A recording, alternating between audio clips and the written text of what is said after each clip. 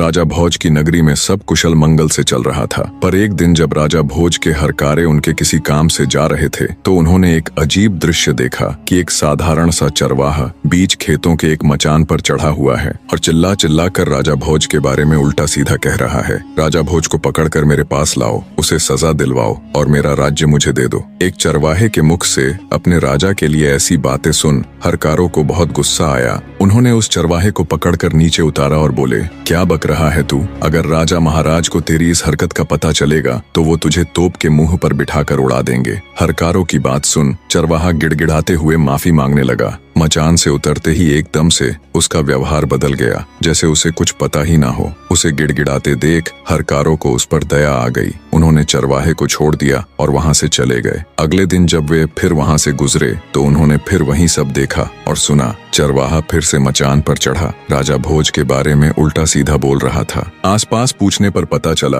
वो खेत किसी कुम्हारिन का था। जब भी वो अपने खेत में कोई फसल उगाती तो पूरे खेत में बहुत अच्छी फसल होती, पर उस मचान वाली जगह पर एक पौधा तक नहीं उगता था। आखिर कुम्हारिन ने उस जगह पर एक ऊंचा सा मचान बनवा दिया ताकि इसके ऊपर चढ़कर खेत की रखवाली की जा सके। चरवाहे के बारे में पूछा तो पता चला कि वो एक साधारण सा चरवाहा है, पर पता नहीं क्यों जब भी वो इस मचान यानी चबूतरे पर चढ़ता है तो इसी प्रकार की बातें करता है और नीचे उतरते ही उसका व्यवहार बिल्कुल सामान्य हो जाता है। ये सब जानने के बाद राजा भोज के हरकारों को बड़ा अजीब लगा। उन्होंने राजमहल जाकर ये सारा किस्सा ज्यों का त्यों राजा के सामने कह सुनाया। सारी बात सुन राजा भोज को भी बड़ा अचरज हुआ। हमारे राज्य में तो सब लोग सुख शांति के साथ रहते हैं, फिर वो चरवाहा ऐसी हरकत क्यों कर रहा है? जरूर इसके पीछे कोई तो बात है। हरकारे बोले, महाराज हमें तो लगता है उस मचान में ही कोई गड़बड़ है, क्योंकि जब भी वो चरवाहा उस पर चढ़ता है तो ऐसी बातें करता है, लेकिन जैसे ही वह नीचे उतरता है फिर से साधारण मनुष्य बन जाता है। सब जानने के बाद आश्चर्य के साथ राजा भोज बोले,